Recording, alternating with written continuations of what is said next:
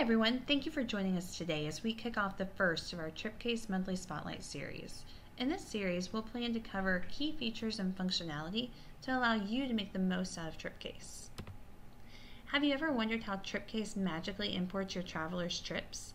Did you know TripCase matches trips with the user's account based on the email addresses in the PE field? Today we'll talk about how you can structure your PE fields to better service your travelers.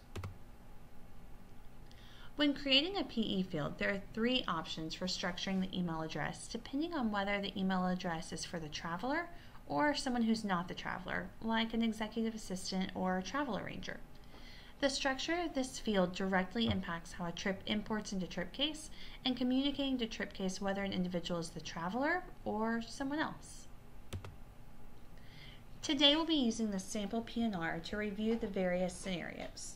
In this PNR, we have a traveler who gave their agent two email addresses, a travel arranger who's copied, and a manager who simply wants to receive a copy of the travel documents.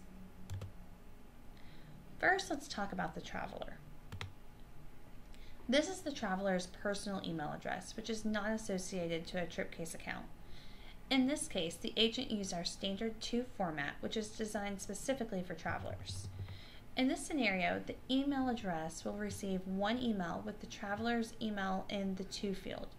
They'll receive our unregistered email template, encouraging them to sign up for TripCase since this email address is not yet associated with a TripCase account. Then this trip will be imported into TripCase, waiting for an account to be created with this email address.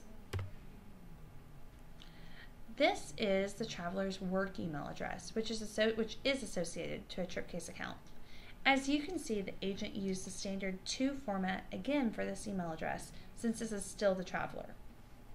In this scenario, the email address will receive one email with the traveler's email in the to field, just like they did in their personal email address. The difference is they'll now receive our registered email template, which contains the details of their trip in the body of the email.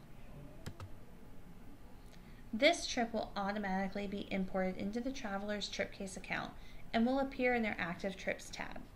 The next time the traveler logs into TripCase, all their trip details will be there waiting for them. Okay, but what about other people who need to be included on the PNR but aren't actually the traveler? How do we handle those customers?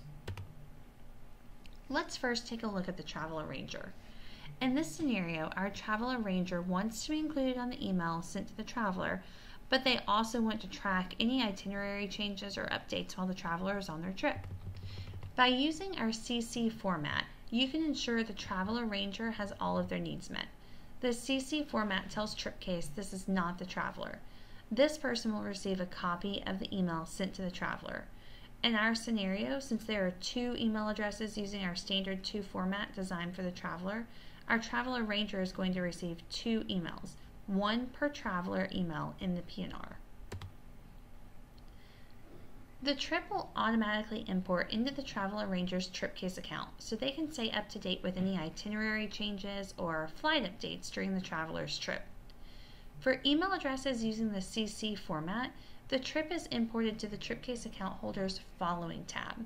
This tells TripCase this person is not the traveler, so any traveler-specific functionality will not apply.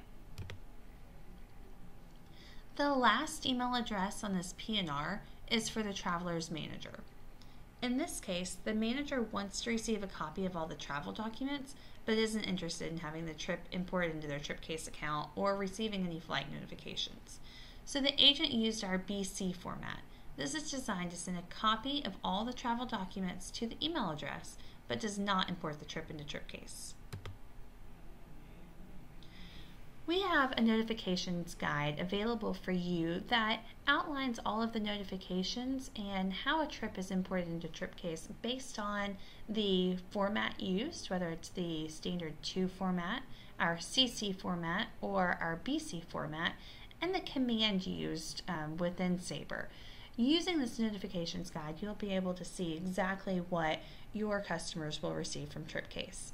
This can be found on our TripCase marketing kit, which is located at travel.tripcase.com/marketing-kit. As a quick review, we covered 3 different PE formats today. The first one is for our traveler and really only for travelers. It's the standard 2 format. It is a PE, cross of Lorraine, followed by the email address and a second cross of Lorraine. For the traveler, they're going to receive a copy of the confirmation email, and the trips will be imported under the My Trip section on the website. For travel rangers or managers, maybe even an executive assistant, we have 2 other formats. The first is the carbon copy format.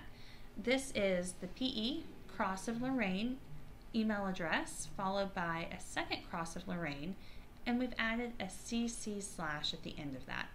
This is designed to copy the email sent to the traveler for this person, and then to import the trip under the Trips I'm Following section on the website.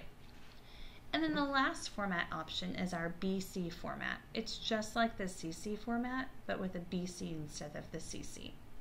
This person is going to receive a copy of the confirmation email, and the trip will not be imported into TripCase. Please join us in the future as we continue our TripCase Monthly Spotlight.